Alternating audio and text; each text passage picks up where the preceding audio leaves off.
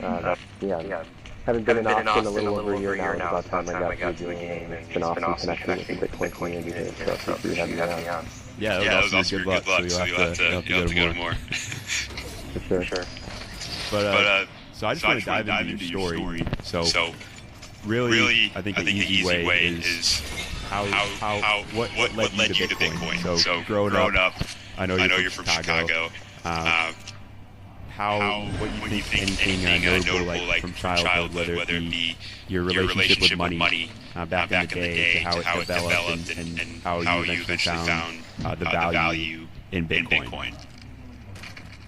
Yeah, absolutely. As you said, I grew up outside Chicago, in the suburbs, went to Northwestern University, and actually started pre-med. Was really as a kid, was always interested in math and science, and really loved math as a kid in particular. So I think that aspect of Bitcoin and numbers and just how it's set rules and being so interwoven with math is something that really piqued my interest as I started digging into it. But even started pre-med and sort of got weeded out with many others who want to study science, but it's very driven towards the med school focus. So I actually pivoted and studied economics and realized now that it's mostly the fiat Keynesian version of economics. But at the time, it's very hard to know the difference because that's just taught.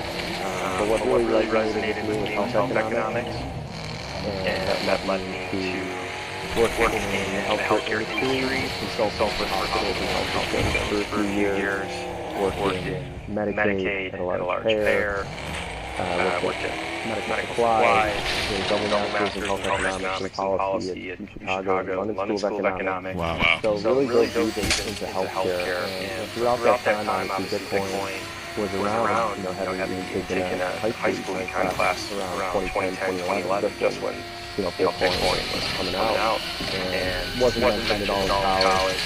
Probably thought about it still some people find things on the internet. I didn't get involved in that, so I never got into Bitcoin then. And then just with work and life was focused on other things. And I'm fortunate with my upbringing and having the opportunities that I had. Just never really found Bitcoin until 2020. Finished the double master's program in that summer. The last section was over Zoom, spring of 2020. And then I got married in August of 2020. We were supposed to have May, and then that got pushed off in a small ceremony. And really at that time, too, getting married to my wife, Erin, is amazing. It's been entrepreneur for many years.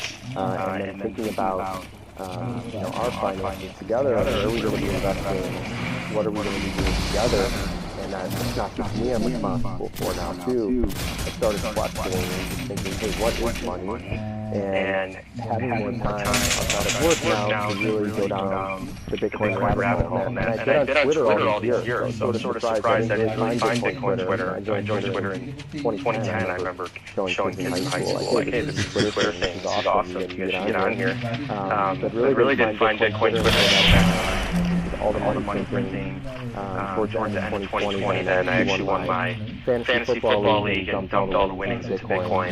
And it's like, all right, here we go. Let's really start learning about this, reading the Bitcoin standard, and really just going down and reading dozens of books in 2021 and 2022, and realizing that towards the end of 2021, as I knew more about Bitcoin, but I hadn't really interacted with anyone in life, which is reading and following online, finally went to El Salvador, and I got this shirt.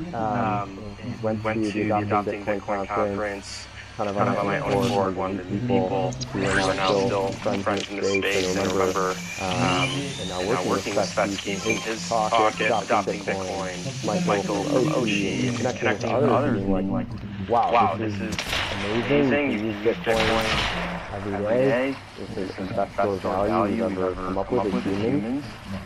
So going to one day, hanging out on the beach, and then decided to leave my fiat job and travel the world with my wife. We went to Africa for a wedding. When everyone's like, don't go to South Africa, we're going anyway. You got COVID, it's fine. It's moistures. and hung out a little bit longer because at that point you couldn't leave South Africa if you had COVID. But made our way to Bali. And quarantined for a week in a hotel just to get into Bali. So it's kind of a crazy experience for them to taking your passports and being, we had just had it, so comfortable we weren't going to test positive again and get taken away. But that was a really transformative experience for me because that led to my yoga teacher training in Bali. And that was a 3-week experience where a very holistic program called House of Home, where you're learning about the history and philosophy of yoga, you're practicing meditation every day, and yoga, learning how to teach, connecting with people from around the world. And as we were diving into a lot of those stories and principles, because I already now spent over a year studying Bitcoin, I started to see a lot of the parallels between Bitcoin and yoga and all these connections in my own mind that had even started beforehand as I've been practicing yoga and sometimes have these epiphanies and really feeling calm, centered and present. To just think about the world differently. We did another week training that my wife joined me for Himalayan yoga, which is really unique thing with yoga with a lot of breath work, releasing negative energy from the body. So I've really enjoyed teaching yoga as well as Himalayan and then wanted to get really combine my background in healthcare and all this industry experience to Bitcoin. And that's when I heard about Cloud Health and reached out to Andy, and that's how we landed in Austin. So just in the DM on Twitter and saying that we want to get in Bitcoin space. We talked about starting an offer, Bitcoin savings option for Bitcoin Crowd members, and then having the opportunity to travel to different conferences and talk about Bitcoin and healthcare. While also sharing some other personal thoughts on Bitcoin yoga, get involved in the Austin community. I mean, for me, it's just been an amazing experience. Feels very aligned and meeting amazing people where I think where I grew up, we were very fortunate, going to a public school that had a lot of resources, and also coming from a very Jewish town as well. It's part of my identity. I studied in Israel in 2010, 10 years ago.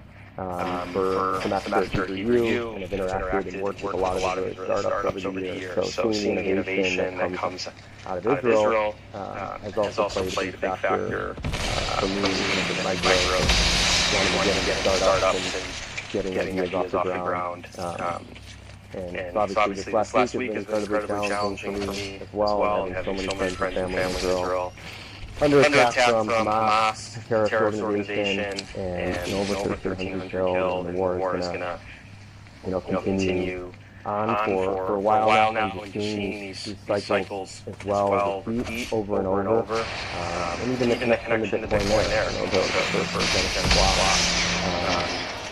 Chancellor on the brink of bailout of the banks. The other headline was Gaza. The same story over and over again. Ultimately, I think you need to separate money and state can play a big role, but just having divisiveness, fear, and hate being indoctrinated, and instead of peace and coexistence. So my thoughts and prayers are with people in the region, and my friends who are now fighting back in the reserves. You're a veteran in the U.S., Mike, and in Israel now 300,000 reserves have been called up for duty, so it's going to be really challenging, but I think just again, solid support, being connected, having community, friends and family that can support. It's going to be some challenging times ahead. Yeah, it's absolutely horrific what just happened out there, and just all my support goes out to Israel and defending themselves and taking care of the enemy.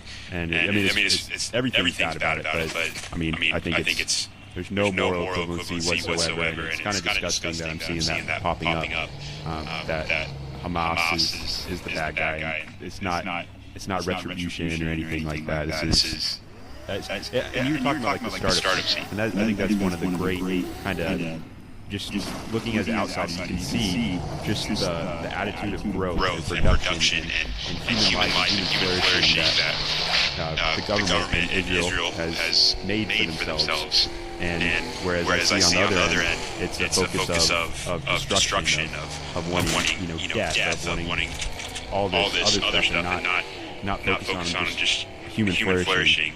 But that's my outsider looking in. So I'd love that you're writing about it. I need to read the most recent article in your blog, but I think it's really important for people to speak up and that this doesn't need to be the norm going forward. We don't have to live in a state of constant fear of terrorism. Like it can be handled, and it needs to be.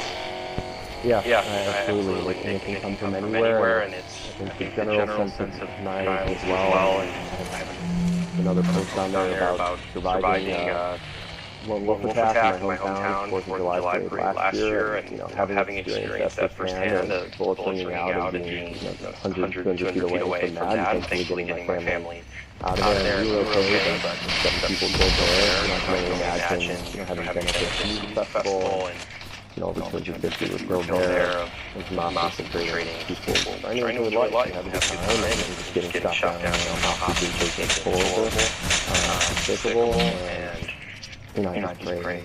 Pray for peace, and I appreciate that support for sure, and from a lot of people family and friends, and my family.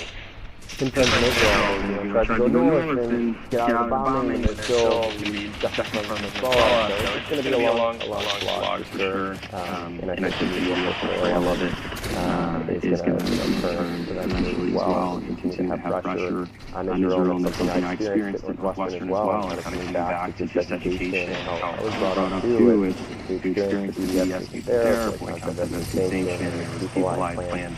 Cross-cultural events with, all of a sudden we're up there speaking really anti-Semitic and hateful things about Jews in Israel that really blindsided me at the time. This was 8 years ago. So that sort of sentiment on campus has continued, and I think many, especially in the Bitcoin community, are realizing, and others, that hey, this maybe doesn't make sense if this is there. We don't need to go to college in the same way that we did, and there's such an amazing way to have something out there that I've seen firsthand.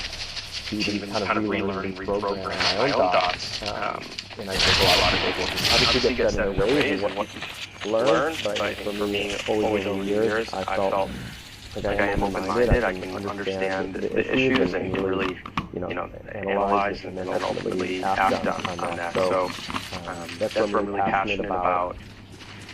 Also bringing Bitcoin into healthcare and seeing the poor health of the population, $4 trillion being spent there, but ultimately tools for individuals. And I think, yoga, breathwork, and meditation being something that any individual can tap into to help deal with all this stress and all this sort of external issues that are going on, and a lot of it is out of our control, right? And a lot of it is, depending on what you see so much time on social media. So it's always an inner battle too, keeping calm, keeping grounded, and it can lead to really serious things. And running is a big one for me too, honestly. I know you're a big runner. You're training for the Dallas Marathon, which is awesome. Nice. And I ran while I was actually doing the yoga teacher training in Bali last year. I was training for the Jerusalem Marathon, and so I ran the Jerusalem Marathon in 2022 in Israel, which was an amazing experience, and it ended up being 40 and raining, so it was a tough one, and they've got 2,000 feet of gain loss there, but it was awesome to run through the old city and around Mount Scopus, where the Hebrew Youth Campus is, where I lived, so just a lot of memories coming back, and then running Austin Marathon here earlier this year, beating my time by 22 minutes. Better conditions, but also continuing to get work on myself and improve.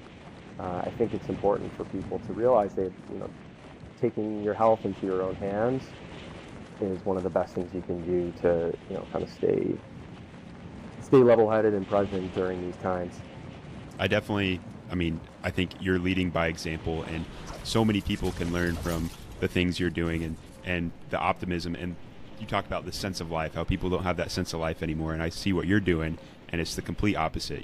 Taking control of your actions, and the ownership, the accountability, and then having that positive attitude about it. Like, I can make it great. It seems like, as an outsider looking in, that's awesome. And I was wondering, so did you always have that? So say, like you said, starting out your story, you wanted to go into healthcare. You decided, okay, I don't want to be a doctor, but I want to make a difference. Did you see the system as broken, and did you have any ideas of of how you wanted to fix it or how you think it should be done?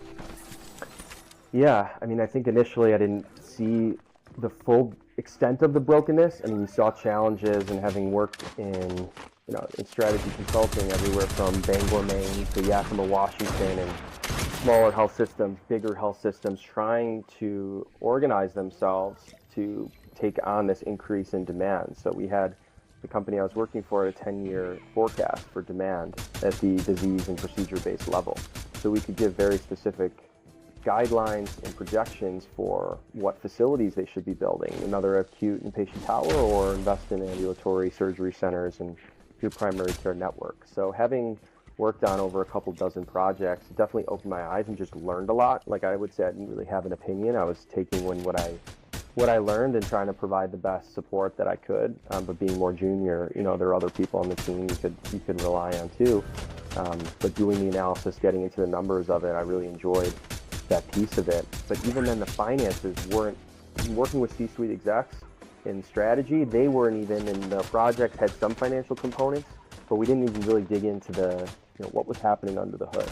And that's why I wanted to get into payer space, and then working in Medicaid and just seeing all of the ways and challenges with a program that's designed for low-income individuals, but now is getting to over 85 million people being on Medicaid, and those rates being so low that they also, they're basically subsidized by the commercial payers and big employers who have these plans with the large payers. So when I was in Medicaid working and seeing, okay, they're losing hundreds of millions of dollars a year on this business line, taking in a lot of the data and components to say, here are the challenges, how can we improve this? But then now starting to see the kinks of what's really going to change, perverse incentives at the individual level as well in terms of decision making, what's being focused on, was super eye-opening for me. And then getting outside the U.S. bubble was a big learning curve for me too, because we take the U.S. system just as given, but we shouldn't have to spend 3 times more than the next country on healthcare and now having worse outcomes. So taking an academic approach, but really from a lens of understanding risk, understanding what insurance really means when you're pooling health and financial risk of a population, and that there is no perfect system. Even all the government systems, it's basically just coming out of your taxes, whether it's social health insurance or different types of tax funded or are private.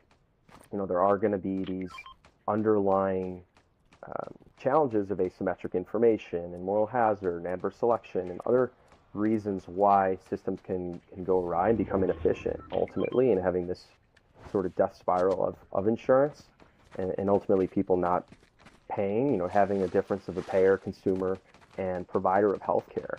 And when those are all different, oftentimes when you're not paying for your own healthcare that you're consuming, you don't really care about the price. You don't care where you're going. So we don't have that decision-making ingrained, which has also led to lack of responsibility in a lot of the issues. So I think that really opened up my eyes to the challenges in healthcare. And then seeing a solution like Crowd Health, where it's really people voluntarily contributing to each other, each other's bills and negotiating directly with providers, realizing that when you haven't given up your agency to a health insurance plan, you can get a better price.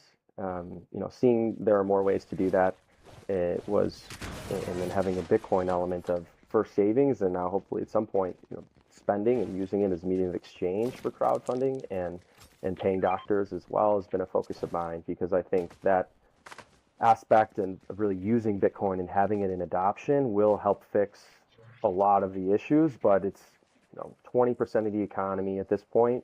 So, and a lot of the government programs are basically jobs programs. So it's just really, the incentives are really off. I believe there's no single policy change or incremental change that's going to fix it, right? It's going to have to be this sort of continued movement to decentralization and people actually taking responsibility for knowing what's in their food, their nutrition, to their health, and having better habits. But of course, it's challenging for a lot of people when the money is inflating and it's harder to buy the things that you once bought and having to work all these jobs. So that's where, again, I see it all connected. It's all kind of interplaying. But being here in Austin has been great because there's so many people focused on solutions, I think, and giving people tools to exit these legacy systems that we just took for granted growing up, and now having other options. Yeah, the healthcare, I think it's one of the most challenging problems, because it is crazy how high these bills are and how inefficient they are, and how they get a lot of things wrong on your bills, and you're paying for a $50 cup of coffee that just doesn't make sense. But also, all the health innovation is coming out of the United States, it seems like. So I'm sure the massive amount of funding towards that and investment in that has something to do with it. So do you have a theory of why compared to other services, other industries, I mean, what about health being, like, it is life or death? It has to do with people living and dying, or quality of life directly. What is so much different about healthcare than the other services in the economy that seem to run much more efficiently? Yeah, it's a great question. I think a lot of it starts with regulation and having overregulation of health insurance, and then perverse incentives from that regulation. One major point being with the Obamacare law coming into effect in 2010 or so. They restricted the profits of health insurance companies to 85 to 15%, meaning the medical loss ratio, or the amount that they spend on healthcare. For every $100 in premiums they bring in, they have to spend 85 on medical care. So that caps a percent of the bottom line. But now, to grow the actual bottom line, in United Healthcare being the 7th biggest company in the world by revenue, the prices, the premiums have to rise. So year over year, you have these underlying incentives now where the government tried to say, oh, well, insurance companies are making too much, let's cap their profits. Well, they're still going to find a way, to make profits. And now, as your agent, you've seen 200% plus increases in health insurance and healthcare prices in the last 2 decades. Versus that chart with, TVs or other technology, which should be a deflationary force, right? And Jeff Booth, Price of Tomorrow, gets into all of those details. Yeah. And you've seen a lot of innovation in the healthcare space, right? All the surgeries and having hip replacements just be, an everyday thing, and all the amazing medical interventions that have helped extend life to some extent.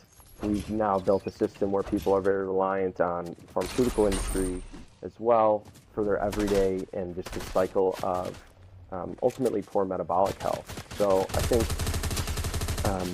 with that regulation, and with Medicare and Medicaid being a big part of government spend, around $700 billion a year, they're slated to run out of money in a few years. Like, we don't know if these programs that came into existence even in the 60s will be around for us. Like, I'm not counting on that being around in 30 years. While, my parents, and they're turning Medicare age now, they'll be able to use it at least for a little while. But I think the whole system isn't really sustainable, especially with 10,000 people aging into that Medicare every day, really like a silver tsunami. We have the boomer generation continuing to grow, and this was something we were saying a decade ago. But again, the move to virtual care, the move to more outpatient care, trying to have lower cost settings, has been great movement in healthcare. But you hear a lot of buzzwords and value-based care and this and that. But ultimately, if you're not taking on risk for the population or yourself, it's still not going to have a huge meaningful change, because of the centralizing factors as well, I think, is another huge one. So you have 5 big payers. You have these health systems that have huge regions across the U.S., or even nonprofits, like Ascension, that don't pay taxes and are run like a business, and are these massive enterprises that end up with monopolies or duopolies in certain towns. So they try to, or cities, so they try to increase their negotiating power with the payers. You see the payers and the providers continuing to butt heads. Well, who's left out? The patient, the consumer, the individual, who doesn't know what to do and is confused. We have also, one of the only 2 countries in the world with pharmaceutical advertisements, right? Us and New Zealand. So people are being pumped these messages of what's the latest and greatest drug. And you talk about a drug like Ozempic and weight loss drug now. They're literally separating it out from the GDP of Denmark because it's having such an impact and doubling the GDP. Like, it's crazy for Novo Nordisk.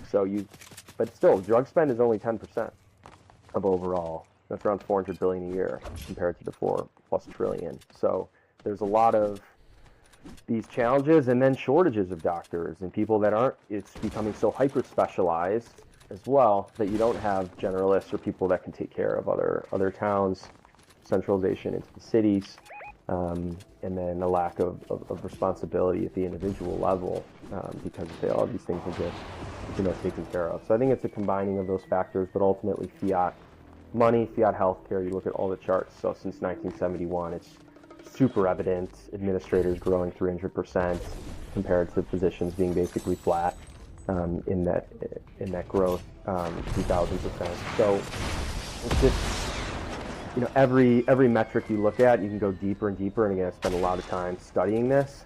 It's just so eye-opening, and also the vertical integration of these payers, buying providers, buying the pharmaceutical benefit managers, the PBMs. They're just setting prices against themselves. Like, they're not really negotiating with anybody. So that's why I think, one, breaking out as an individual, but then also making it possible for providers to start accepting Bitcoin. We had some early movement in this area. Keith Smith and others at the Oklahoma Surgery Center, even almost a decade ago, started putting it out there. They were accepting Bitcoin. You can find the YouTube videos of them talking about it, because they actually display their prices. They actually show fair prices for healthcare.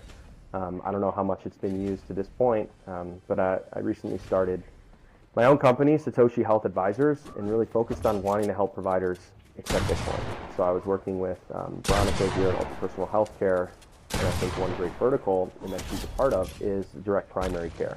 So it's paying monthly for a provider, physician, nurse practitioner to take care of you and your family, and having that access. And then now we're already outside the insurance system, right? Because the insurance system is all this convoluted with pre-negotiations and this long process of contract negotiation. If you let go of all that, what's your fair price? That's the value for value. That's a sovereign individual. And if you go, you can see she wrote an awesome piece on her website and about why she's accepting Bitcoin. But I think we're going to see more and more movement, particularly in direct primary care, but even orthopedic clinics or others, imaging labs that say, here's my fair price. Let's get out of this insurance nonsense. And hey, let's actually lower our transaction costs, because instead of spending 6 to 10% per transaction, that is the norm, especially for the large health systems, because the claims and billing processes are so complicated. Let's pay less than 1%, if not approaching 0%, using the Lightning Network, right? Fractions of a penny to transact value. So that's why I think Bitcoin, from a payments tool, can be integrated in a lot of different ways and tools that are being built in the healthcare space. And I want to try to help make those connections, which is what I've continued doing with Crowd Health, working with them and looking at other ways to integrate Bitcoin, and then also providers, and finding those intersections where you have enough users too that really want to use it, right? Let's use Bitcoin. It's a opportunity cost at this point to spend something that's going up 150% year over year compared to the dollar. But I think Parker Lewis's recent piece, Pay Me in Bitcoin Theory, is really spot on, where it's going to be the merchants that have to say, no, pay me in Bitcoin. This is a balance sheet strategy. I want to hold this as savings.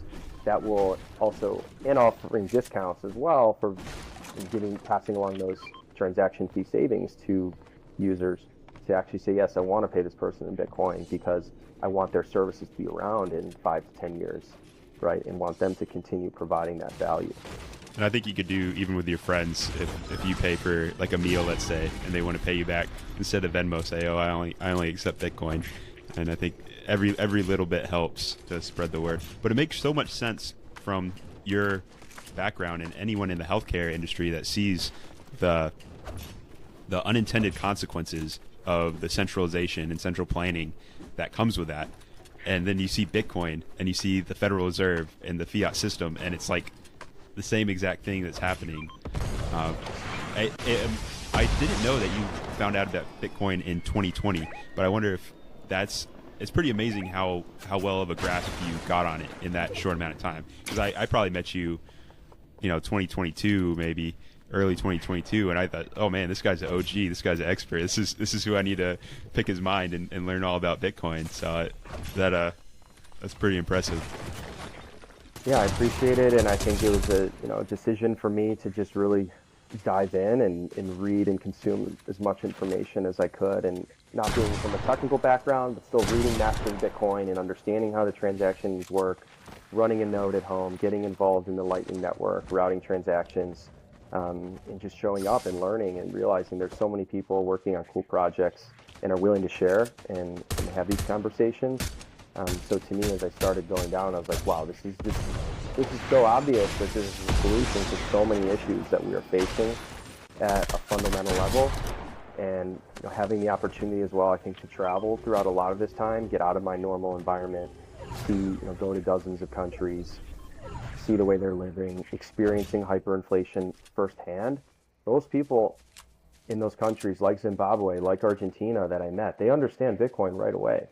At the end of 2021, I ended up tipping my Safari guide, Mike, in Bitcoin by the end of the Safari, because he right away is like, oh yeah, this, I've had all my savings wiped out. Even the head of the village was also a healer, a really super interesting village outside Victoria Falls. When I started explaining Bitcoin, he said, yeah, we come to a consensus mechanism here. We store our value in goats and cows long term. When the government money hyperinflated in 2008, we were fine. We produced our own food. They had to pay us a ton more to get the valuable things we were making. So they see it firsthand. Having been in Argentina earlier this year, and they've had over 100% inflation since I was there 8-9 months ago. We went on an awesome Bitcoiner walking tour with Geronimo down there, and he took us to the central bank. There's a museum of the central bank. You can see all the failed currencies out for display. This isn't hidden. This is very clear. So it'll be really interesting to see in a week, if Milei gets elected in Argentina. Yeah. And they actually abolish the central bank that has been their woes for the last, since World War II. Right, they were a top 5 country 100 years ago. It's crazy to see how quickly they fell. And it's such a beautiful country, but 40% of the people are completely living off the government out of their 45 million people. And there's disincentives to work, massive taxes, all these things.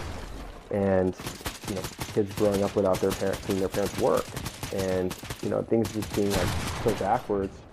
I think helped me just traveling and being in these countries again, opening my mind, open to different cultures, the way of living with different people, and realizing that 12 unelected officials sitting in a room in the Fed deciding the price of money does have an impact for that Indonesian rice farmer, and he might not see it or know about it, but that is impacting his work and what he can sell his goods for.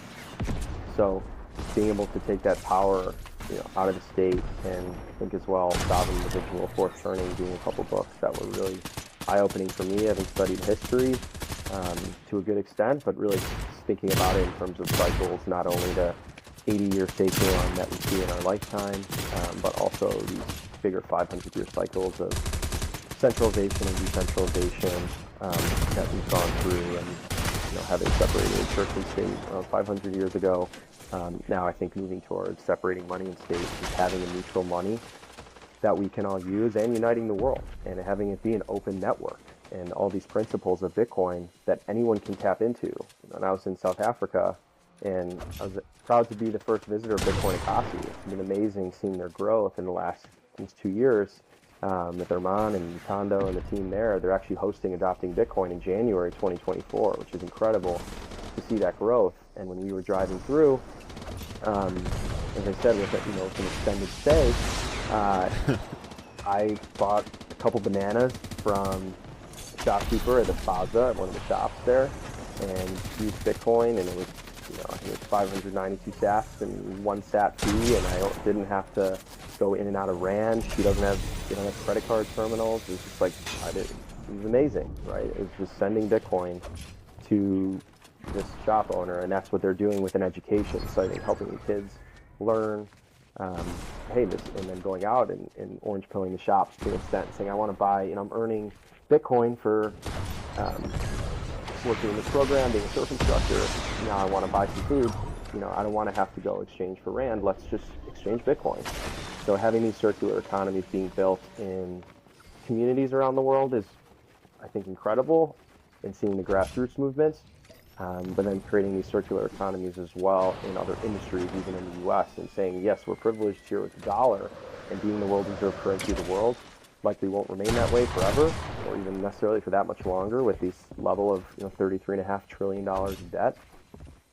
So why don't we try a different way and build these systems and communities so that we're not reliant on anybody else, or we can't have our bank accounts canceled from us. So yeah, I know a long-winded way, but it's just been so eye-opening in the last couple of years, really going into Bitcoin, and I think I wasn't ready for it in the later 2010s. Obviously, it was around. I'd heard about it, but I was going through my own stuff and just distracted. And I think that's how a lot of people, I'm sure, still are too. And everyone comes to it in their own time, but it does take a focus, a level of commitment to say, like, I really want to learn about this. There's so many things beyond my expertise of computer engineering and cryptography and even behavioral. And I had some history studying behavioral economics and game theory in these aspects, both in undergrad but even in a healthcare context too. So that's helped me, I think, from an economic perspective, really appreciate the value of knowing monetary policy, having that digital scarcity programmed in so that everything else becomes abundant around us. How much did yoga affect your ability to focus and stay present in that time when you're learning? You said before you're focusing on other things. Did it help you kind of understand what your true values are? Yeah, absolutely. I think I started practicing yoga even 6-7 years ago as I was going through some of my own personal challenges and getting so caught up in the stress and anxiety of this consulting job. Going through some really some soul searching there, but finding yoga and then ultimately realizing that there are all these shared values between Bitcoin and yoga, and having the tools then throughout the last couple years. Because I think you need to allow your brain to, like, the space to make these connections. So our thinking brain, our prefrontal cortex in the future or in the past, not being present, it's incredibly difficult to, I think, make the connections and then allow for that rewiring of the brain and be open to other possibilities. So I think, and then ultimately Bitcoin and yoga sharing these values of liberation, freedom from suffering, having this inner peace, but also staying present, certainly contributed to me understanding Bitcoin. And I think a lot of these thoughts and things came to me also, like, after practicing yoga or being in Shavasana at the end. And you try to stay present with the movements, with the asanas, but oftentimes you come to these other thoughts. But then you can make room for those connections as well. What's crazy is I know exactly what you're saying, how important it is to stay in the present, but it's not something that, I figured out I need to stay in the present. I'm good for the rest of life. I can just always stay in the present. Like, it takes active thought and practice, and I think yoga is a great way. I don't know, have you heard of the book? It's a Spencer Johnson, The Precious Present. It's like the short story. It's a short story about a young boy and his interaction with this man he meets and their relationship over time. And there's like, the man says, you'll be happy once you get the precious present. And so this boy just keeps wishing every year. He's like, I hope someone gives me that present, or I hope it's given to me. And it talks about, like, how easy it is to look in the past, how easy it is to look in the future. But the true, like, value in life is staying present. So that's really that really resonates with me. And I think yoga is a great way of just daily of, you can't, the whole thing of, I haven't practiced it as near as much as you, but every time I've done it, it's that time where you're just alone with your thoughts and focusing on the movement, and it's definitely mind clearing. Yeah, absolutely. And I hadn't heard of that book, but would love to read it. The Power of Now is another great one, and also Autobiography of a Yogi by Yogananda is a really interesting story. Also using Kriya Yoga specifically, Kriya meaning cleanse, and getting rid of a lot of these negative thought patterns and negative energy that we store in our body all over. So there are different practices of even tapping and connecting to different parts of your body, releasing that negative energy and allowing positive energy to flow in, so that prana. Fauna means energy, and that's also one of the key connections with Bitcoin, right? You think about how intertwined physical energy is with Bitcoin, and Bitcoin mining now consuming half the percent of the world's energy, but for good reason, to have this open ledger that we can all transact and show proof of work and not be able to double spend and solve the Byzantine general's problem and all of the things that Bitcoin does, has this physical tie to energy, just like Henry Ford said 100 years ago that he wanted to see this physical backing with energy, because it keeps us rooted in reality. Our fiat world can kind of utilize previous resources we've generated, while instead of building up the stock of savings that we had done for so long in civilization, and having that tie with energy, I think is a really clear one. And yeah, I think to your point too, yoga really means connect. It means union. It means yuj is the Sanskrit word for it. So it's aligning your mind, body, and spirit together. And we think of yoga a lot of times now, even in this kind of westernized context. People think about it like a workout, a HIIT workout or Pilates or whatever. No, it's actually really the focus on ultimately having reaching samadhi, which is like this meditative state in the 8 limbs of yoga that Patanjali wrote about 2,000 years ago. But the history of yoga even goes further back, and kind of also tying together with the mysterious and mythical origins with Satoshi. You have Adi Shiva Yogi, which was the first yogi, in the stories that were passed down even for thousands of years in some of these practices. So I think energy, really being that universal currency of life, we have energy flowing through us all the time, whether we're focused on it or not. But tapping into our breath is something that, again, we're going to breathe without focusing on it. But now if we focus on our breath, we deep breathe into our lower belly, expand all the way up, you automatically feel the difference. You can feel more calm. You can feel centered and present. So there are a lot of tools and pranayamas, which are other breathwork practices, kind of within this whole yoga umbrella. And that's, I think, as I've gone deeper and deeper, seeing those connections again with just continuing to really be mind-opening, because you can take action. You can, again, the asanas are the movement. That's what people will recognize. It's certainly an awesome way to practice. But if your mind is elsewhere and you're just moving your body, you're not going to get the full benefit of it as well. Yeah. So, and I love these the shared values between Bitcoin and yoga. And so for all the listeners, John has made, like I've been referencing, that Ghost website, the Bitcoin Yogi, where it's his blog, and he has multiple just really in-depth posts about these connections. And so John, when did you decide to actually document that and write it down and share the world? Because I think it's very valuable. So I'm glad you did it. Yeah, thank you. The first thoughts of it even came over a couple of years ago, spending time, I'd say then really in Bali, and throughout 2022, Aaron and I kept traveling to Israel, as I said. We were in Italy and Spain, and as we were traveling and was then looking to get back to full-time work, I had the time to write a lot and kind of document a lot of my thoughts. So I wrote a lot of it last year, and then starting it and then going back to Crowd Health kind of went a little bit to the side. And then earlier this year, really into 2023, in the spring, I saw all of this here, continuing to practice. I said, okay, I really want to put this out there. I want to share these thoughts with the world.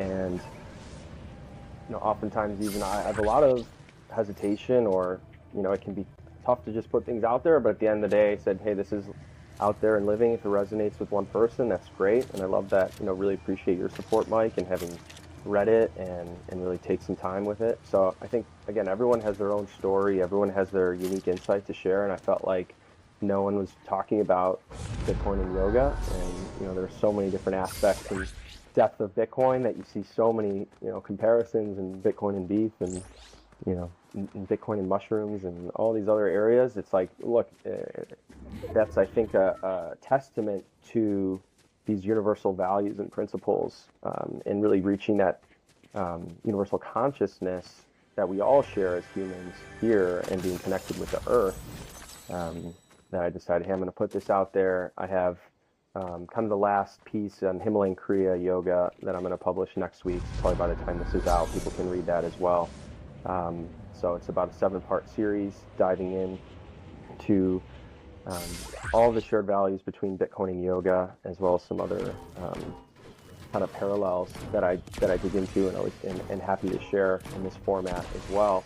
Because I think speaking about it, practicing it, reading it, it kind of continues to resonate and stick depending on also how open we are. So we'll continue sharing some of my other thoughts on current events, or really health and travel and some other things I'm working on, and just having a site. I think Ghost is really cool. It's easy to spin up, open source platform, and then Zaprite, making it super easy as well to just put out there a payment link people want to share, or if in a value for value way, or just consume. And I don't want to have like paywalls out there. I want people to be able to have this information, and the tools are there, and the education and resources are there. So I think people taking the time to read, whether it's my work on the Bitcoin Yogi or whether it's anyone else's writing that's out there, there's definitely some newsletters that have been really influential for me, and just staying kind of up to date, but also continuing to learn, but also really be open to, hey, this is one aspect that I think I can contribute and share. And then having shared yoga at the Bitcoin conference at BitBlock Boom in Austin this year was really fun. The first day we did some yoga and meditation and breathwork practices, and then the second day we actually did Himalayan Kriya Yoga. And it was amazing to share with the Bitcoin community directly. It can be a lot of sitting and listening during these conferences. Obviously great connecting and networking too, but which can be exhausting. So taking that hour in the beginning of the day, someone even coming up to me and said, hey, they haven't felt emotions like for years, and they just blocked this part off of them, and the practices really opened them back up to release and feel again. Or another that had just lost their dad, and just give them time. Oh, and those types of things are always going to happen. Everyone's dealing with their own stuff, and I think having some of these Bitcoin communities in beautiful places in the world like Costa Rica or El Salvador that already naturally are hubs for yoga and connection to the earth and going in the ocean, all these aspects, but then ultimately proof of work too. It's so important for Bitcoin. It's such a central tenet to everything that's being built in the space, in building, and that's proof of work with building a daily yoga practice or finding meditation that works for you, even Headspace or Calm or something else. Giving yourself 5-10 minutes in the day to really sit, be present, try to release everything else, all the other noise going on, and just tuning into your breath, tuning into your body, noticing how you feel, and then also building up, right? It can, going upside down or learning the asanas and your Surya Namaskars, your sun salutations, knowing the sequences so that you can even do it on your own. You don't even need a teacher, and you can be your own teacher in that way. That's also, I think, very much an aspect of proof of work that resonated with me, and then can kind of get into a couple more of these values if you think. Well, to that point too, I just remind me of what you did at BitBlock Boom, which I made the first day, and it was super beneficial. And I noticed it reminded me again of Bitcoin. Yoga is for everybody. You don't have to run marathons to be doing yoga. Like it's more of, like you said, the mindset, the breathing, and you could work up as you advance to more advanced poses. But it shouldn't. There's no barrier to entry, which was really cool. And again, on what you're doing, how impactful it is I think a lot of people, when I talk about Bitcoin, all they know is, number go up. It's some Ponzi scheme, some crypto scam, and that's all they see is like some people trying to get rich quick. But then you need stuff like what you're writing. It's not like, what's the Bitcoin price going to be in 2025? Like that doesn't really add any value to me. But when I read your content, it shows the true value, the true use of Bitcoin and why it's so important. So that I'm much more likely to share something like that, the Bitcoin Yogi, I think it connects to a lot more people than just the price hysteria. But so everyone should go check out the site. I'll have it in the show notes, and it goes in depth. It's multiple parts, and we've really just been covering a lot of the topics on the first part. So the first one, you talked about being present, talked about energy. I love the quote. You said it here again. Energy is the universal currency of life. I think that's so true. Proof of work. And then I wanted to cover a couple more, if you have the time, the decentralization and low time preference. So how have you found the overlap between yoga and Bitcoin for decentralization and low time preference? Yeah, absolutely. You touched on it. It's that there's no barriers. It's only internal blockages or the unwillingness to ask questions that can keep someone from really knowing themselves. So you don't need anything external, right? As an individual in Bitcoin as well, it's an open network. Anyone can download the Bitcoin code, Bitcoin Core software, run a node, send transactions. There's no barriers there. Obviously, there's some technical tools, or it's becoming easier and easier to use it. But at the fundamental level, everyone is sovereign in that sense, and there's no central issuer, and so on. With yoga, there are a lot of ways to practice as well, but there's no one yoga school. There's no one body that says this is yoga, right? It's here are some guidelines, here are some principles and teachings that different kind of lineages have had, and here's ways that you can tap into your breath and move your body in a way that feels best for you. So no one is stopping you from ever going to yourself and connecting to your breath. And I think that's where it needs to be self-guided. Like an individual needs to take that initiative to say, hey, I want to do this. Now, how can I do this? And there are always people willing to share. And you can go, and so many communities around the world are now sharing these practices and sharing yoga that really only started to get even more prevalent over the last 100 years.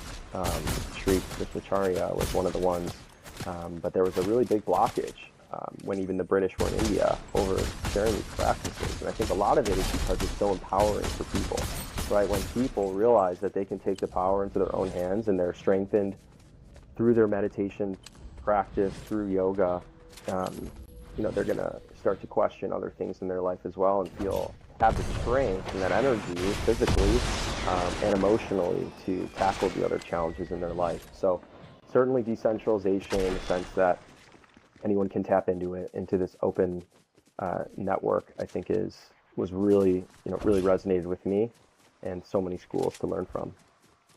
Yeah. And the fact Bitcoin, that's, I think, the key for me. That's the key difference between the rest of crypto, where it kind of ties in with energy as well. You can get rugged, but like Bitcoin, there is no CEO. It's totally decentralized, and it's a necessary feature for sound money.